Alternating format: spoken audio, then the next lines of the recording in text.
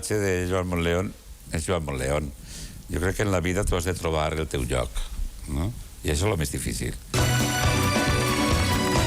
Joan Montleón ens ha deixat. Avui, a migdia, el monstre mediàtic que va encisar els valencians amb la seva manera de ser, amb la seva manera de fer televisió, ha passat a convertir-se en un mite. Tenia 73 anys. Es va criar als carrers del centre de València, entre l'orxateria de la seva família i l'ambient d'alegria per la vida que envoltava el barri.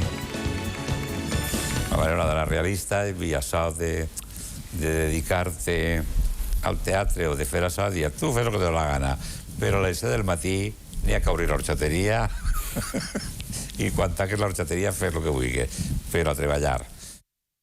A mitjan anys 70, en solitari i també amb el seu grup de música, els Pavessos, va saber oferir-nos la seva visió del món amb una aparent despreocupació, amb un somriure.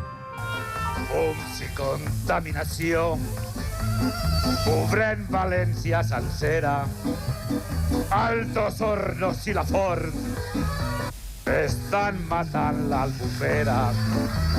Els peixos s'han ofegat i les cotxes ja no venen.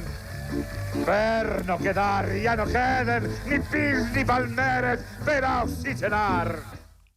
La vida és un disfraç. Un director de banc actua com a director de banc quan està en el banc, però quan estàs a casa potser és una mala bèstia, potser és una persona molt bona i potser... És a dir, que un metge, jo crec que tot pren unes dimensions distintes, no?, en cada lloc. Sí, a mi m'agrada la transformació perquè vius uns personatges. No és veritat, prenda meua, que estan respirant amor? I estes llàgrimes tan dolces que brotant de font tan clara després de regar la cara et xorren hasta pels colzes. I quan hi ha granes, ni espolses, ni en tu ves treball major, et fa eixir el color que per les dos galtes cregua.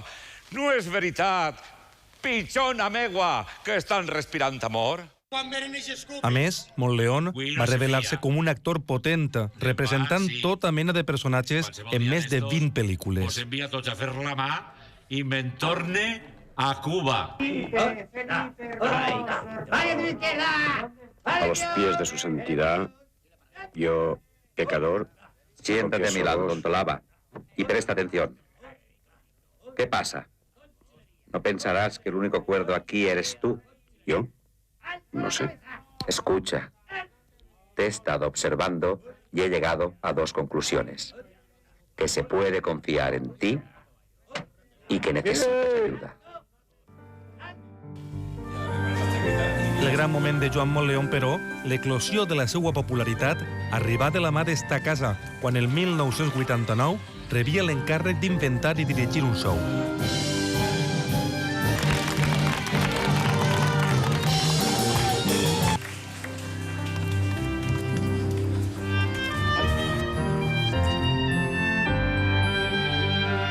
Jo crec que Montleón no haguera sigut l'artista que era si no haguera sigut la persona que era.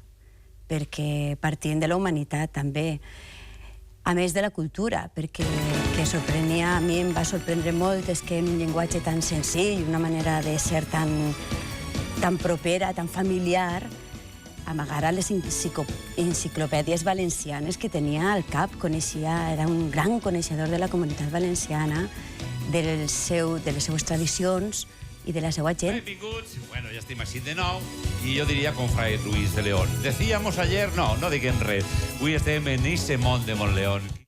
És molt difícil fer el que feia Joan Montleón, perquè partint de zero, en els primers temps de televisió valenciana, tots estaven pensant com fèiem la tele, no? I Joan Montleón va arribar en un show, en un món. Es va inventar realment un món.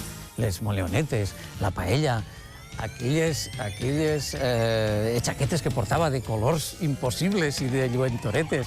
Apareixia allí en l'escenari, com el volia la gent, però tot el món, xiquets, grans, menuts. I hi ha una altra cosa molt important del show de Joan, que evidentment era ell. Venia la gent del poble, dels pobles.